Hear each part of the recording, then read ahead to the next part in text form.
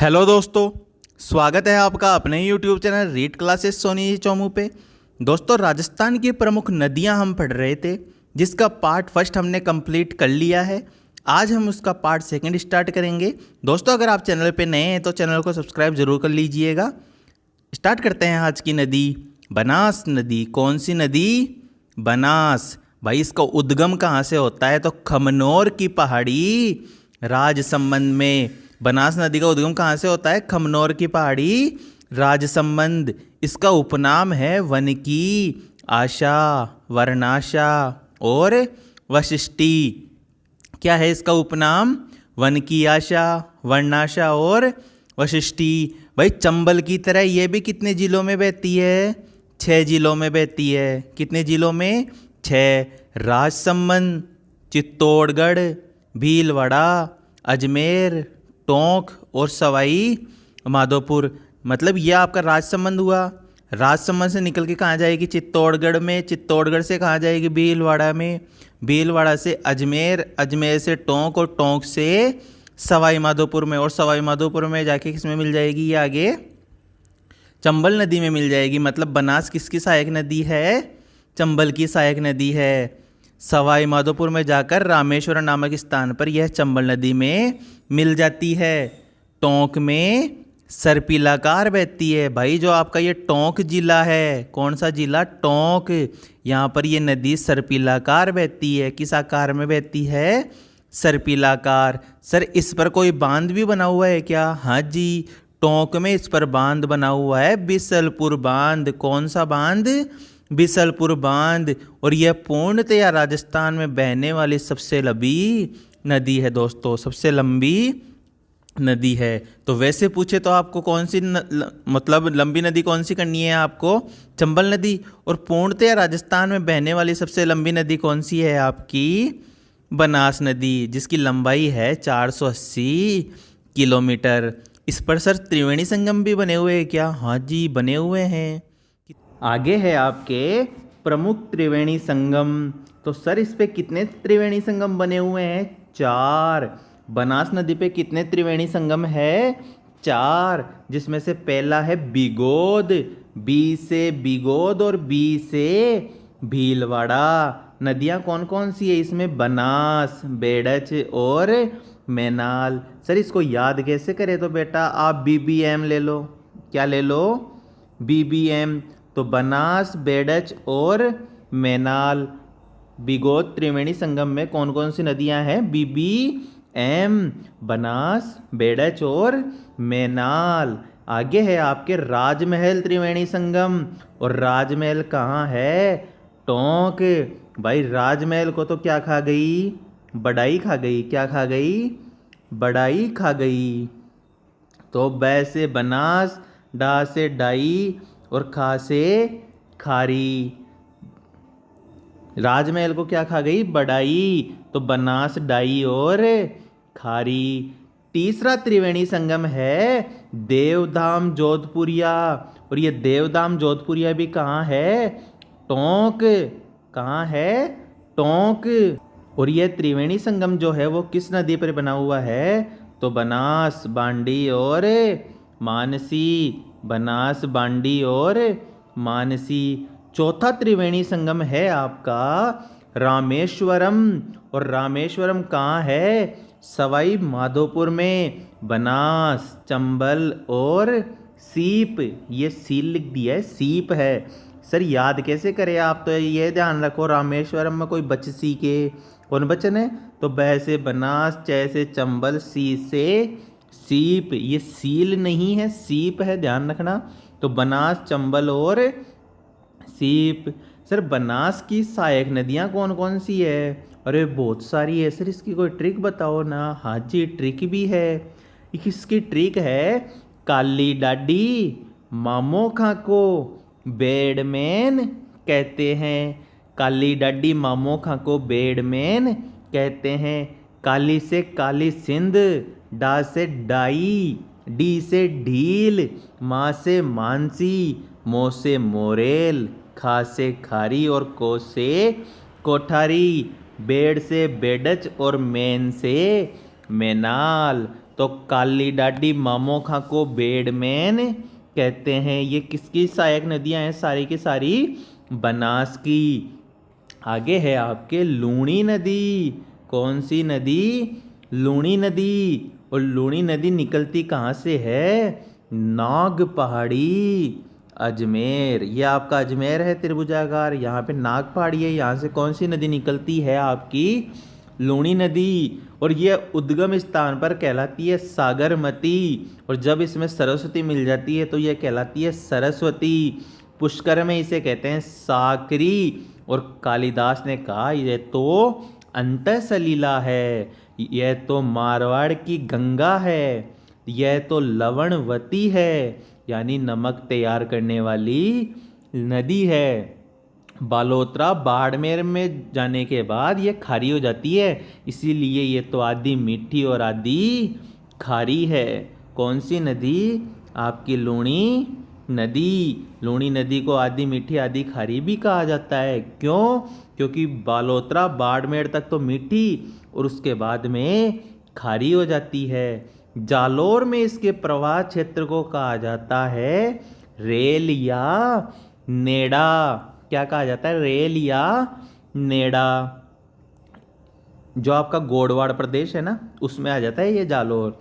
ये गुजरात के कच्छ के रण में जाकर विलुप्त हो जाती है। कहाँ पे विलुप्त हो जाती है? ये गुजरात के कच्छ के रण में जाकर। ध्यान रखना है, ये अरब सागर करके मत आ जाना, कच्छ का रण आएगा इसके अंदर। क्या आएगा? कच्छ का रण। ये कितने जिलों में बहती है? बेटा ये भी 6 जिलों में बहती है। निकलती कहाँ से? अजमेर। अजमेर से आती है नागौर। नागौर से आती है पाली। पाली से जोधपुर, बाड़मेर और जालोर। जालोर से आगे जाके कच्छ के रण में चली जाती है। तो अजमेर, नागौर, पाली, जोधपुर, बाड़मेर और जालोर। आपको पता है ना ये आपका अजमेर है। ठीक है, फिर नागौर में भाई, ठीक है, जोधपुर, पाली, पाली से फिर बाड़मेर, बाड़मेर से फिर जालोर, जालोर से कच्छ के रण गुजरात में। जोधपुर में इस नदी पर जसवंत सागर बांध बना हुआ है और इस बांध को कहते हैं पिचियाक बांध। कौन सा बांध? पिचियाक बांध। कौन सी नदी पे बना हुआ है ये? लूणी नदी। ये अरावली के पश्चिम की सबसे बड़ी नदी है। तो अरावली के पश्चिम की सबसे बड़ी नदी कौन सी है भाई? लूणी नदी। अरावली के पश्चिम में सर्वाधिक अपवाह क्षेत्र वाली नदी है। वैसे अपवाह क्षेत्र में आपकी चंबल है, लेकिन अरावली के पश्चिम में सर्वाधिक अपवाह क्षेत्र वाली नदी कौन सी है? आपकी लूणी। इसकी कुल लंबाई है 3.5, सॉरी लूणी बोल दिया मैंने, क्या है, सॉरी लूणी है, सही है। कुल लंबाई है इसकी 350 किलोमीटर। राजस्थान में लंबाई कितनी है? 330 किलोमीटर। राजस्थान में कितनी लंबाई है इसकी? 330 किलोमीटर। जोजड़ी नदी इसकी एकमात्र सहायक नदी है जिसका उद्गम स्थान अरावली नहीं है। और ये कहाँ से आती है? इसमें दाईं ओर से। बाकी सभी कहाँ से आती है? बाईं ओर से। भाई फिर जोजड़ी नदी का उद्गम स्थान है कहाँ? तो ये है पोडलू गांव, नागौर। और जोधपुर में जाकर ये लूणी नदी में मिल जाती है। तो जोजड़ी नदी का उद्गम स्थान कहाँ है? पोडलू गांव, नागौर। ये दाईं ओर से लूणी नदी में मिल जाती है। कहाँ पे? जोधपुर में जाकर। लूणी नदी की सहायक नदियाँ कौन कौन सी है? भाई लूणी नदी की सहायक नदियाँ बहुत सारी है। सर कोई ट्रिक है क्या? हाँ जी। अब आपकी सास है भाई, मैं तो क्या करूँ? किसकी सास है? आपकी। अब सास जवाईसु मिली गुड़ खाबा थानी। सास जवाईसु क्यों मिली गुड़ खाबा ताणी? तो सास से तो सागी, सह से सगाई, जवाई से जवाई, सू से सूखड़ी, मी से मीठड़ी, गु से गुइया, ली से लीलड़ी। ठीक है, मतलब ये सूखड़ी, मीठड़ी, लीलड़ी जैसे उल्टे सुल्टे नाम आए ना, ये आपकी लूणी नदी की सहायक नदी है। याद कैसे करोगे? सास जवाई सु मिली गुड़ खाबा ताणी। भाई सास कौन सु मिली? जवाई सु। काय खाबा ताणी? गुड़। आगे है आपकी जवाई नदी। भाई जवाई सबने कियाण को चाहे गोरो तो ये कहाँ से निकलती है? गोरिया गांव की पहाड़ी पाली। कहाँ से निकलती है जवाई नदी? गोरिया गांव की पहाड़ी पाली। सुमेरपुर पाली में इस नदी पर जवाई बांध बना हुआ है। कौन सा बांध बना हुआ है? जवाई बांध। और जवाई बांध को मारवाड़ का अमृत सरोवर कहा जाता है। जवाई बांध में उदयपुर की सेई नदी का पानी लाकर डाला जा रहा है। किसका? सेई नदी का। और जवाई नदी की सहायक नदियां हैं, वो है खारी, सूखड़ी और बांडी। कौन कौन सी है? खारी, सूखड़ी और बांडी। जवाई नदी बालोतरा बाड़मेर में जाकर लूणी नदी में मिल जाती है। कहाँ पे मिल जाती है? लूणी नदी में। कहाँ पे? बालोतरा बाड़मेर में। यह लूणी नदी की सबसे लंबी सहायक नदी है। तो लूणी की सबसे लंबी सहायक नदी कौन सी है आपकी? जवाई नदी। सुमेरपुर पाली में वो है ना, कौन सा बांध? सेई नदी का परियोजना का पानी डाल रहा है वो। और जालोर जवाई नदी के किनारे ही बसा हुआ है। जालोर किसके किनारे बसा हुआ है? जवाई नदी के किनारे। आगे है लीलड़ी। तो लीलड़ी का उद्गम स्थान अरावली की पहाड़ी में आएगा और ये बाड़मेर में जाकर लूणी नदी में मिल जाएगी। फिर है सूकड़ी, ये भी अरावली की पहाड़ी पाली से निकलती है और ये भी बाड़मेर में जाकर किस में मिल जाएगी? लूणी नदी में। फिर है बांडी, ये भी अरावली की पहाड़ी से निकलती है और ये जवाई में मिल जाती है। और जवाई किस में मिल जाती है? लूणी में। मीठड़ी, भाई मीठड़ी भी अरावली की पहाड़ी से निकलती है और ये कहाँ पे मिलती है? बाड़मेर में। आगे है आपकी बाण गंगा। कौन सी गंगा? बाण गंगा। वैसे बाण गंगा और वैसे बेराट की पहाड़ी जयपुर। बेराट की पहाड़ी जयपुर। इसे कहते हैं रुंडित सरिता। अर्जुन की गंगा और ताला नदी। अर्जुन ने भाई क्या चलाया? बाण चलाया। तो कौन सी नदी निकली? बाण गंगा। तो इसे कहते हैं अर्जुन की गंगा। ये ताले जैसा लग रहा है ना, तो इसे कहते हैं ताला नदी।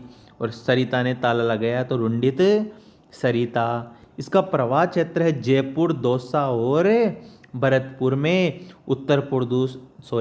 उत्तर प्रदेश में जाकर यह फतेहाबाद में यमुना नदी में मिल जाती है। जयपुर में इस पर रामगढ़ बांध बना हुआ है। तो रामगढ़ बांध कहाँ है? जयपुर में। कौन सी नदी पे बना हुआ है?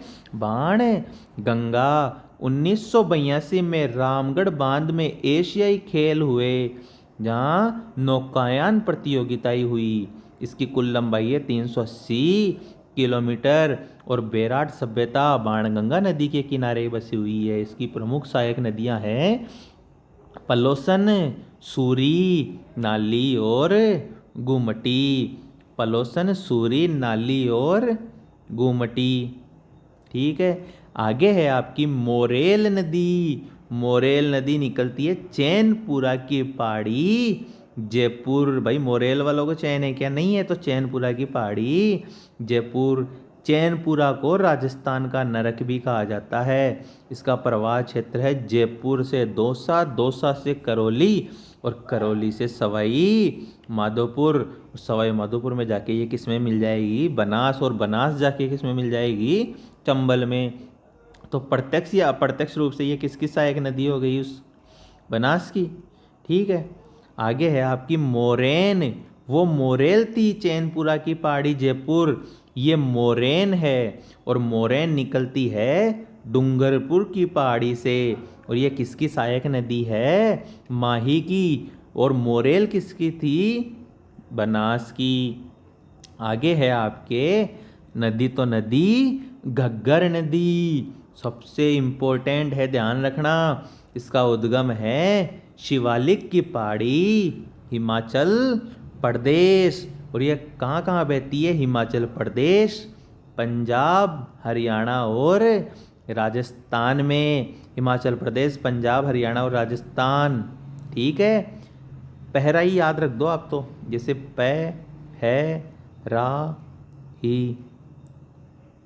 पंजाब, हरियाणा, राजस्थान और हिमाचल प्रदेश। ठीक है। ये राजस्थान में हनुमानगढ़ जिले के टिब्बी तहसील से तलवाड़ा गांव में प्रवेश करती है। हनुमानगढ़ में इस नदी पर तलवाड़ा झील बनी हुई है, जो सबसे नीची झील है। तो पूछा जा सकता है तलवाड़ा झील किस नदी के किनारे है, तो घग्गर नदी, और यह राजस्थान की सबसे नीची झील है। ये सामान्यतः गंगानगर के सूरतगढ़ और अनूपगढ़ तक बहती है, लेकिन जब इसमें बाढ़ आ जाती है तो ये पाकिस्तान के फोर्ट अब्बास तक चली जाती है, और पाकिस्तान वाले खाते हैं बकरा, और इस नदी के प्रवाह क्षेत्र को वो कहते हैं हकरा। क्या कहते हैं? हकरा। इस नदी के उपनाम है दोस्तों सरस्वती नदी, सोत्तर नदी, नट नदी, राजस्थान का शोक, द्वेषदत्ती नदी, और हनुमानगढ़ में कहते हैं नाली या पाट। क्या कहा जाता है? नाली या पाट। तो सरस्वती नदी, सोत्तर नदी, नट नदी, नाली या पाट किस नदी के उपनाम है? घग्गर नदी। काली बंगा, पीली बंगा और रंगमहल तीनों सभ्यताएं घग्गर नदी के किनारे है। आपका जो बटनेर दुर्ग है हनुमानगढ़ का, वो भी किस नदी के किनारे है? घग्गर। ये एकमात्र नदी है जो उत्तर दिशा में प्रवेश करती है। मतलब उत्तर से प्रवेश करने वाली कौन सी है आपकी? घग्गर नदी। और दक्षिण से प्रवेश करने वाली बताओ बताओ, जो उत्तर में ही बहती है, बताई थी ना आपको चंबल, लेकिन यू आकार में बहने वाली माही, वो अभी आपको बताएंगे, अभी हुई नहीं है। अभी तक आपकी लूणी हुई है, चंबल हुई है, बनास हुई है, और ये जो आपकी चल रही है घग्गर नदी। तो घग्गर नदी कहाँ से प्रवेश करती है भाई? उत्तर दिशा में प्रवेश करती है। ये अभी लाइब्रेरियन के एग्जाम में आया था क्वेश्चन। राजस्थान की एकमात्र ये अंतर्राष्ट्रीय नदी है, यानी भारत में भी बहती है और पाकिस्तान में भी बहती है। आंतरिक प्रवाह की दृष्टि से पूछे तो यह राजस्थान की सबसे लंबी नदी है। लंबाई है इसकी 465 किलोमीटर, और इसमें अक्सर क्या आ जाती है? बाढ़। और हरियाणा में ओल्टू झील की खुदाई के कारण इसकी पानी में क्या आई है? कमी आई है दोस्तों। क्या आई है? कमी। दोस्तों आज हम यहाँ तक ही पढ़ेंगे, आगे पढ़ेंगे हम कल। मिलते हैं नेक्स्ट वीडियो के साथ। तब तक के लिए जय हिंद, जय भारत, राम राम।